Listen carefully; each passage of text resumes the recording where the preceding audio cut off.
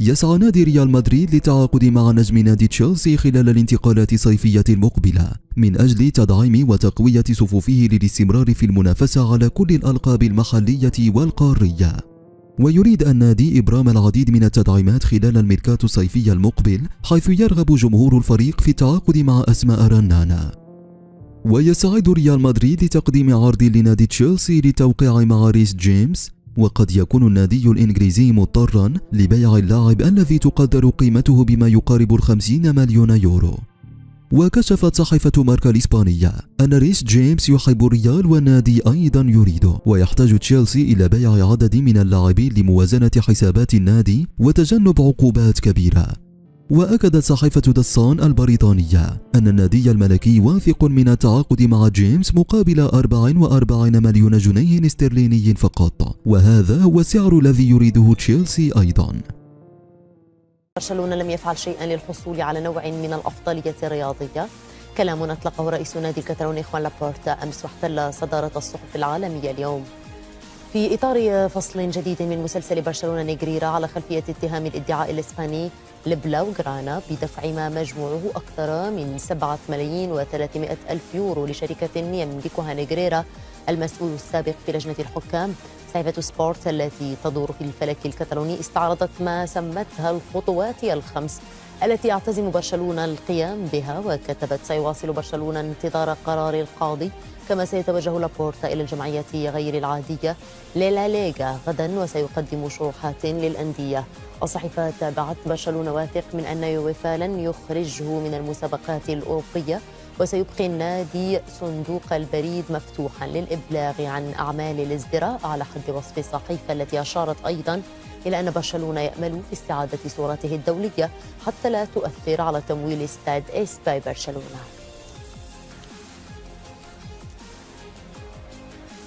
لابورتا حدد الأعداء تيباس وريال مدريد، عنوان صاخب تصدر مقال مدير تحرير سبورت لويس ماسكارو في معرض تعليقه على المؤتمر الصحفي الذي عقده رئيس النادي الكتالوني. الكاتب رأى بداية أن لابورتا دافع عن شرف برشلونة لمدة ساعتين، وقد فعل ذلك مع اقتناع راسخ بأن البلاوغرانا بريء تماما من أي جريمة فساد رياضي. ماسكارو اعتبر أن لابورتا كان قاسيا على اثنين من اللاعبين الرئيسيين في هذه الحملة، وهما خافير تيباس وريال مدريد، خصوصا أنه اتهم رئيس الرابطة بالأداء غير المسؤول وبالافتقار إلى الاحتراف.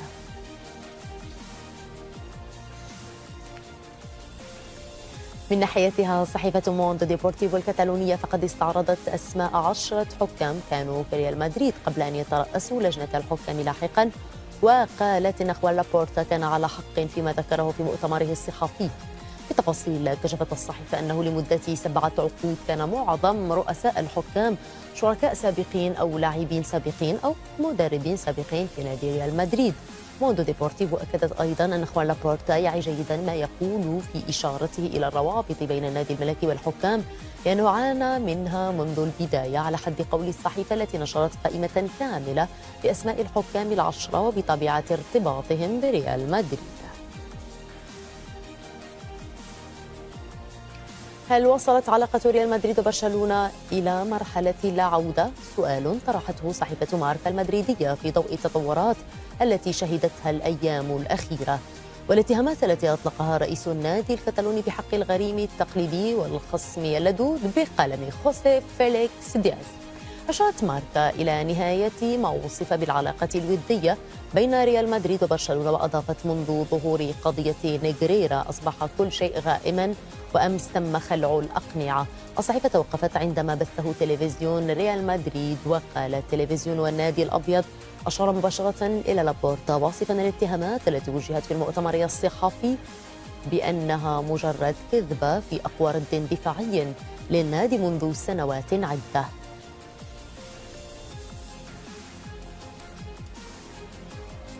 من ناحيتها صحيفة آس فقد حركت الملف الأوروبي وتطرقت إلى إمكانية تخطي الاتحاد الأوروبي وفا لجنة الأخلاقيات لمعاقبة برشلونة.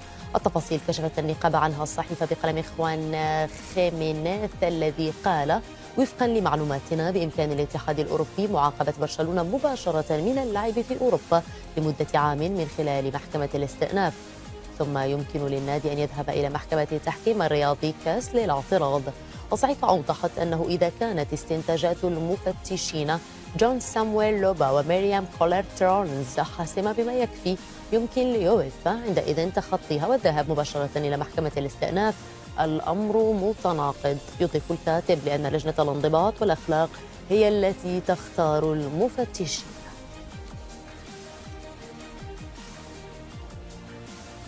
المؤتمر والمتفجر للابورتا لم يغب عن اهتمام كبير كتاب صحيفة سالفريدو ريلاني، والذي اعتبر أن رئيس برشلونة قدم مسمارا محترقا وافتقد للإقناع.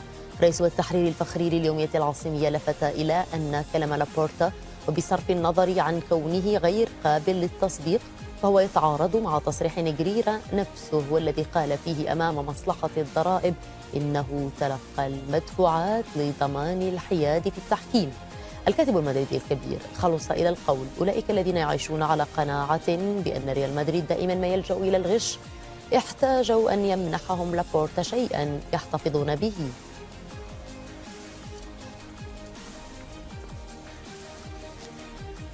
إلى صحيفة ديلي إكسبرس التي فتحت ملف الاستحواذ على مانشستر يونايتد، وتناولت في السياق معلومات صادمة لجماهير الشياطين الحمر الراغبة في التخلص من ملاك النادي.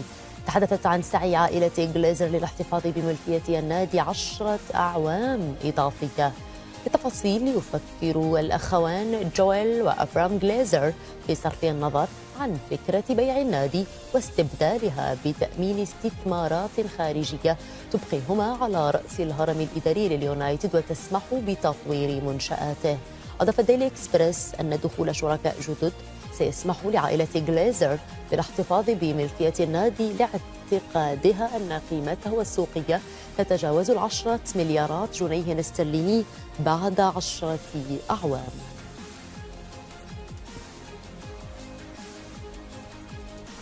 خبرنا الأخير من إنجلترا سيكون مخصصا للحديث عن الفوز الكاسح الذي حققه أمس ليفربول خارج قواعده على ليدز بسداسية. وصحيفة ذا سان أشارت إلى أن معاني هذا الفوز بالنسبة لكتيبة الريدز، وأضافت عليها قائلة إن الفوز الكبير لرجال كلوب قد يقودهم لرؤية الضوء في نهاية النفق ويحيي الآمال في اللحاق برباعي المقدمة وإبقاء حلم التأهل للأبطال قائمة.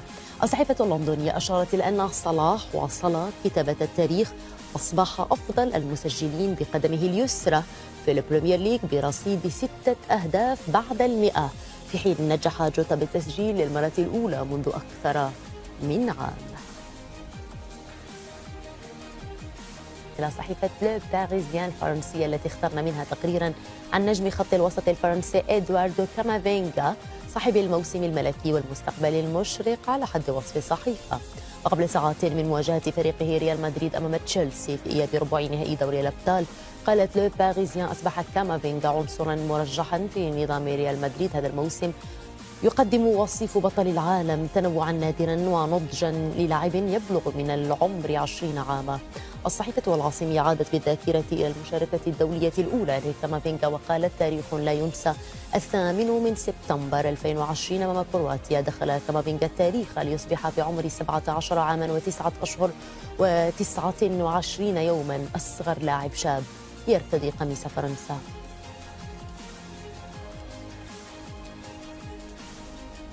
نختم أخبارنا العالمية من خبر لافت نشرته صحيفة سبورت بيلد يتحدث عن مصير صادم للمهاجم السنغالي للبايرن. عنوان الخبر يقول: هل يغادر ماني بايرن نهاية هذا الموسم؟ بحسب معلومات خاصة لسبورت بيلد، تفكر إدارة بايرن ميونخ جديا بالتخلي عن ساديو ماني وعرضه في السوق بعد أقل من عام على ضمه بسبب عدم تقديمه الأداء المتوقع. وأضافت الصحيفة أن قيام توخيل بالدفاع عن ماني ليس مؤشرا على رغبته بالاحتفاظ به، ويرى أنه لا يتوافق مع خططه وسيعطي الضوء الأخضر لرحيله.